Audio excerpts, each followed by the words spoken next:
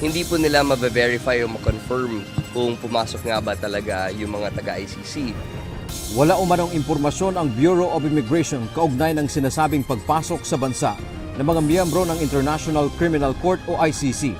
Ayon kay Department of Justice spokesman Assistant Secretary Miko Clavano, hindi rin makumpirma ng BI kung dumating sa bansa si ICC Prosecutor Karim Khan. Kaya maging sila ay walang ideya sa balitang nasa bansa na ang mga taga-ICC. Siyempre po, hindi naman sila magre-represent ng ICC pagpasok nila, no? They will not identify themselves as people or investigators or prosecutors from the ICC. So kung sakali lang po na dumating sila dito, they made it a point not to be known. Si Solicitor General Minardo Guevara sinabing maaari namang makapag-imbestiga ang ICC prosecutor kahit hindi ito personal na pumunta ng Pilipinas. Paghahayag ni Guevara, mayroon namang local groups na nagbibigay ng suporta o assistance sa kanya. At sakaling nakapasok naman ang mga tauhan ng ICC sa bansa, mayroon dapat impormasyon dito ang Bureau of Immigration o BI.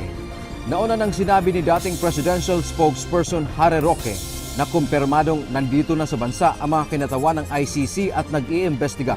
Ito umano ay labag na sa ating saligang batas. So meron po akong confirmation na talagang nag-iimbestiga ang mga dayuhan dito sa Pilipinas. Kaugnay nito umaasa ang DOJ kung maaring makipag-usap sa kanila si dating Secretary Roque at maibahagi ang mga impormasyon o nalalaman ito hinggil sa ICC.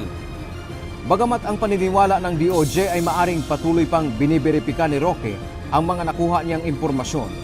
Ibig sabihin siguro, he's still building up the veracity of the information, the credibility of his source, and then maybe at that point, he will come forward with that information. Kinuna ng UNTV News ng reaksyon dito ang dating kalihim, ngunit wala pa siyang tugon. Dan Tiamento, UNTV News and Rescue.